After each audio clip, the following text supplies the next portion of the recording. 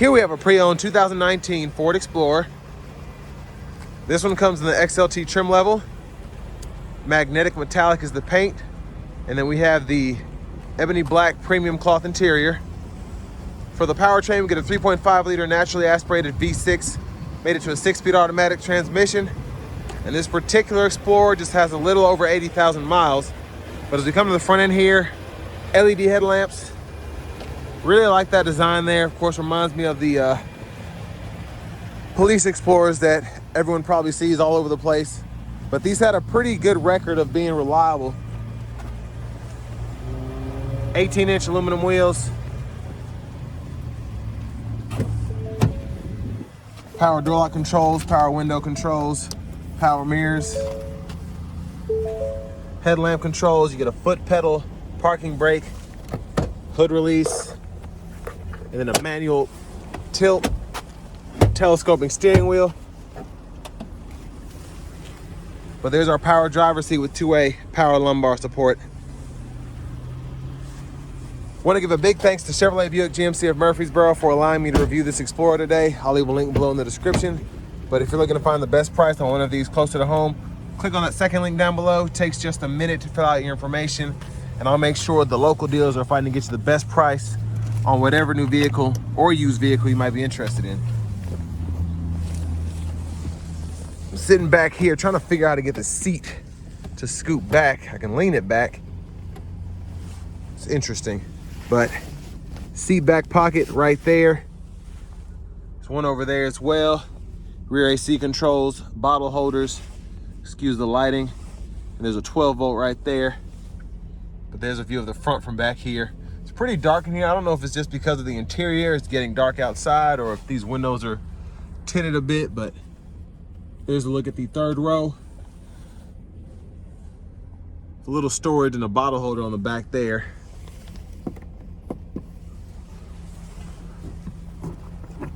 But I like that grab handle there. Seems very sturdy. Now I will say, child locks are there. I wish I knew how to get this thing back. It's got to scoot back somehow, but it's not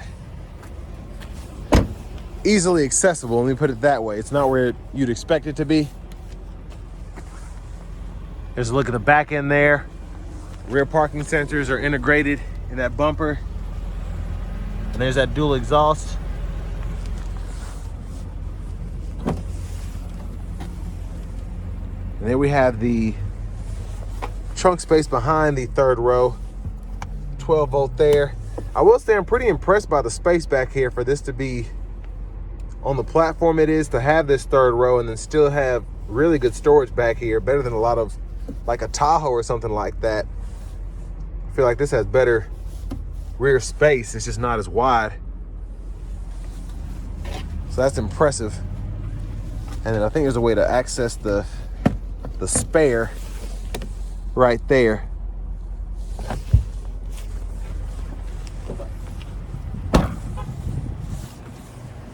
Now this does take E85 or gas, and it is capless fuel filled, so that's nice. Now in terms of folding the seat flat, you can just pull up there, and then there's a way to tumble it as well, but again, I guess you really can't move this thing forward and back. Well, no, that looks like it's moved a little bit. I don't know, this one has stumped me. It's kind of getting on my nerves, not knowing what's going on. Because there's really nowhere to move the seat back because the third row, the bottle holder and all that is in the way of the seat. But there is the front passenger seat. You just get a power seat bottom here, and the seat back can be controlled there. And the lockable glove compartment there, owner's manuals.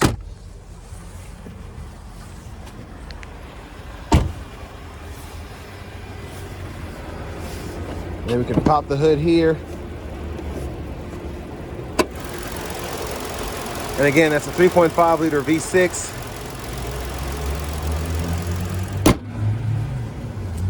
Well, let's go ahead and hop in the driver's seat.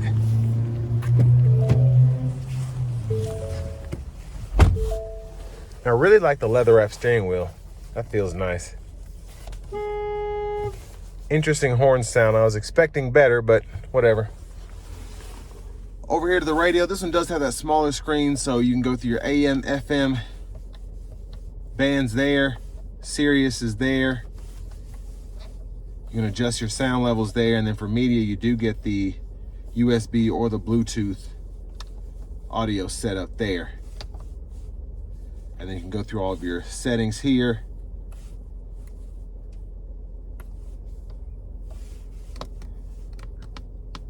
So display settings, camera settings, clock settings, all of that can be adjusted there. Volume knob is here. You can cut the whole thing off by pushing that button. Tune knob, hazards are right there. And then here we get our single zone manual climate controls, but we also have our rear climate control as well, which I like. Then underneath here, see if I can, it was dark in there, but it's a USB-A port and then a 12 volt right there. And then storage right in there. And then for the shifter, one thing I will say is this is kind of, I feel like, been a little torn up over the years. I don't know if it's because somebody had their leg here, if this just kind of melted, I don't know. But grab the lever behind, reverse neutral drive. You have the sport mode there. You can manually shift on the side here. Then bottle holders, little ashtray. Center console cubby space with another 12 volt right there. But there's a look at the back seat from up here. And again, I apologize for the lighting. Vanity mirrors here. Now to the steering wheel, blinkers. And we do have our high beams we can toggle there and flash. And then over here we have our wipers. So 1 time off, 1, 2, and then that's the fluid there. And then for the actual front wipers, you just control that and push in there for the front wiper fluid. Now over here, we can go through the center stack and the gauge cluster, all those options there.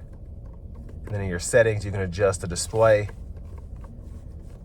distance, temperature if you want to change all of that, tire pressure, and then your language right in there. But cruise control, standard, on, off, cancel, resume, speed up, speed down. Then over here, Bluetooth controls, mute, voice recognition, volume, and we can go through our radio stations, track list there. And then we can go through the actual bands right there, as well as the rest of the audio sources. But headlamp controls, I don't know if I showed those earlier. Push button start. Finally, here's the key fob.